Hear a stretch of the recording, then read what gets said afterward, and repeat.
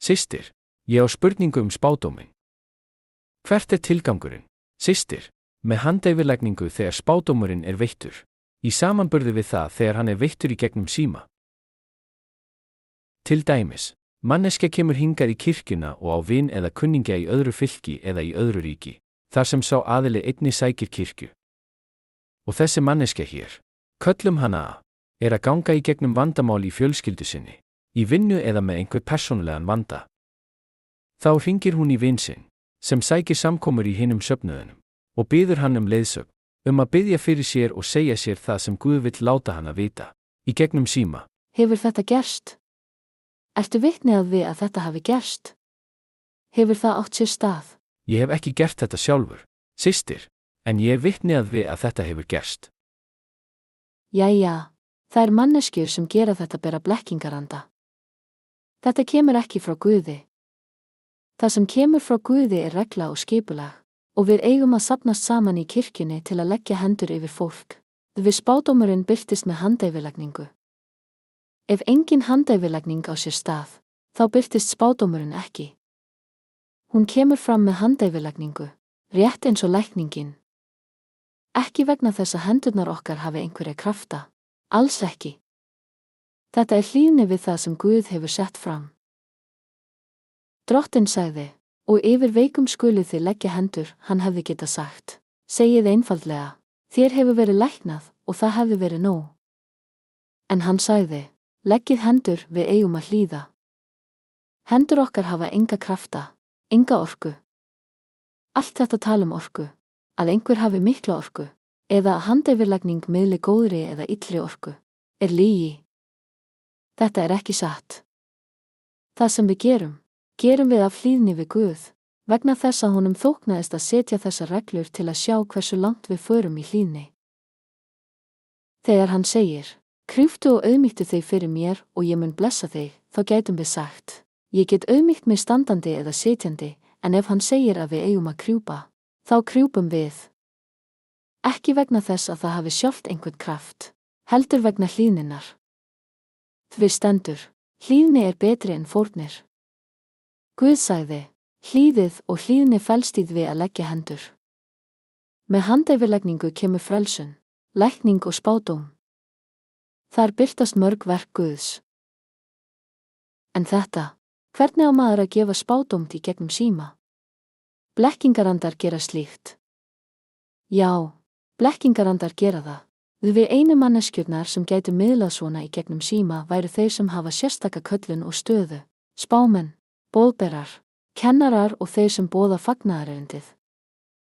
Slíkir einstaklingar, eins og Pétur, Páll, Tímóteus eða Jóhannes, fólk eins og þeir gætu gefið spádóm í gegnum síma eða jafnvel með bréfi, eða með við að tala og miðla skilaboðum Guðs beint. En það eru spámenn. Ég held þó ekki að slíkir spámenn séu til núna. Því ef bróðirinn segir að hann hafi séð þetta gerast, hvers vegna kemur þessi manneskja, hvort sem hún kallar sig spámann eða eitthvað annað, ekki hingað til mín? Það væri það rétta, það eðlilega. Takið eftir, postularnir unnu saman sem liðsheild. En þessi manneskja, ein og sér, að starfa sem miðlari, ég tel ekki að hún sé spámaður. Hins vegar algengt að blekkingarandar noti einstakling til að gera svona hluti og blekkja aðra. Það skal gæta sín, því djöfullinn ávallt tilbúin að blekkja, og slíkir andar geta farið inn í manneskju og miðla röngum skilabóðum í gegnum síma. Sá sem af Guði gerir þetta ekki. Ef slíkt að gerast, eru það blekkingarandar sem nota þessa manneskju. Þetta á ekki að vera svona, og þetta ekki til samkvæmt reglunum sem Guð hefur gefið. En hvað var hinn spurning bróðurins?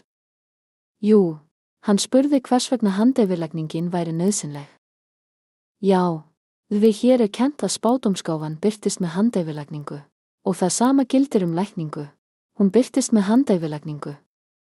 Þeir einu sem stundum veita spádóm án handeyfirlækningar eru þeir sem hafa sérstakt umboð, eins og Páll postuli, Pétur, Jóhannes, Tímóteus, Títus og Fílemón. Þeir gátu miðlað orði Guðs með tali, hvort sem það var augliti til auglitis eða ekki, rétt eins og spámenn fornsögunar. En til að sjá manneskju með slíka köllun, þarf svo manneskja að uppfylla mikið. Þetta er ekki hver sem segir, Guð sagði mér að ég væri spámaður, en hefur hvorki vitnisburð né þekkingu á kenningunni. Nei. Slík manneskja þarf að vera kennari í orði Guðs. Við þegar Guð notar einhvern á þessu stigi, þá gefur hann honum kenningu, hæfileika og stuðning. Sú manneskja hefur vitnisburð, ber ávöxt, gefur fordæmi að hún sé sannarlega barn Guðs, þjónn Guðs. Þetta er ekki hver sem er. Ég veit ekki hvort mér tekst að útskýra þetta. Þið eigið, af einfaldri rökhugsun, að geta séð hvort fólk hefur þessar forsendur áður en það tilengar sér svona titla. Þessir titlar koma frá Guði, en Guð gefur þá ekki á einni nóttu. Hann gerir það með andlegri reynslu, ríkum ávöxtum, verkum, sterkum vitnisburði og djúpri þekkingu á kenningunni. Þegar þetta er til staðar, þá getum við trúað slíkum manneskjum, slíkum þjónurum. Jæja, ég veit ekki hvort efinn þinn, bróðir, hefur verið svaraður. Já, systir, ég var vitni að þessu, en á þeirri stundu var ég ósammála, og ég vildi að systirinn sjálf staðfesti það. Jæja, ef bróðirinn var ósammála, þá er það vegna þess að Guð hefur sýnt honum að þetta er rangt og að þetta eru blekkingarandar. Þarna þarf að fara mjög varlega. Og til safnaðarins, það sem margir á ýmsum stöðum eru að horfa á okkur í dag, verðið á ykkur, gætið ykkar á svona fólki og slíkum hópum. Ég þekki hópa sem hafa risið upp og byrjað að miðla opinberunum og yfirlýsingum til gegnum síma, og þannig villast þeir, og djöfullinn leiðir þá út úr kirkjunni. Margir í dag eru utan kirkjunar vegna þess að þeir létu blekkjast af djöflinum. Þar að auki voru þeir uppreisnargjarnir og stoltir og leyfðu sér ekki að láta leiða sig eða kenna sér. Þá tók djöfullinn þá út úr kirkjunni. Og nú, að vilja snúa aftur og sættast við Drottinn, er orðið dálítið erfitt.